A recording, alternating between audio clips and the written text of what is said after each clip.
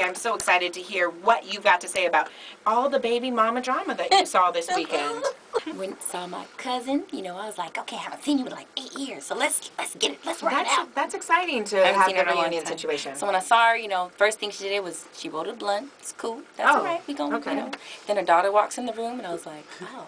Oh, right, cool. yeah. She's It went blowing it downhill, all. It's all, you know, I was like, all right, well, I'm not the mama, but come here, baby, you need a hug. You know, like, I'm going to give you some love. Your number 5, just suggestion out there in the world to Don't smoke weed in front of your children. It's not cool. It's not cute.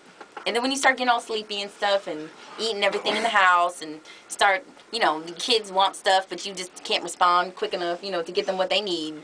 Then everybody else try and take care of your child because they feel bad for the situation that they're in.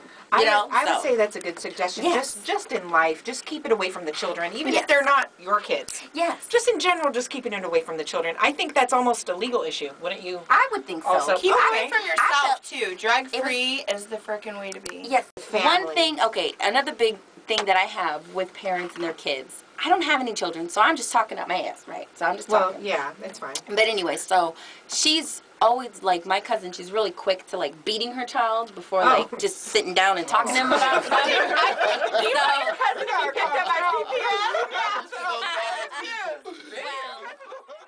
She's like, come here, little girl. And so she goes, she's like, yes, ma'am. And she goes over to her and she's like, okay, so if they say that you were being a bad girl, you know what you're going to get, right? She's like, yes, ma'am. And she made her look. She's like, look over there. She looked over to her right, and she saw a belt, a black belt. It's like, that's what you're going to get.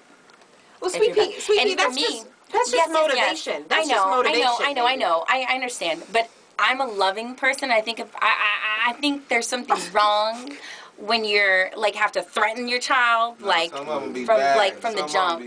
What do you However, though, let's go to number 3. What is your third suggestion for all those parents out there? You need to hug your child more. Give them love. Yes. Kiss them.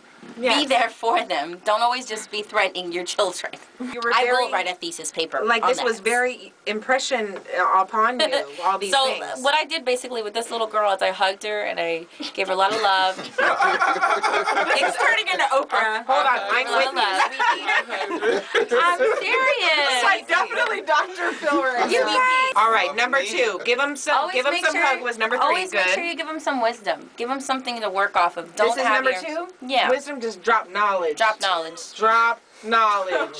Give the baby some knowledge. What did you tell her? Well, what knowledge were you dropping? I know it was. Just know who you are. And okay, number 1, the top most important suggestion that you would give to those people out there who are not hugging, giving wisdom, who are threatening their children and smoking weed.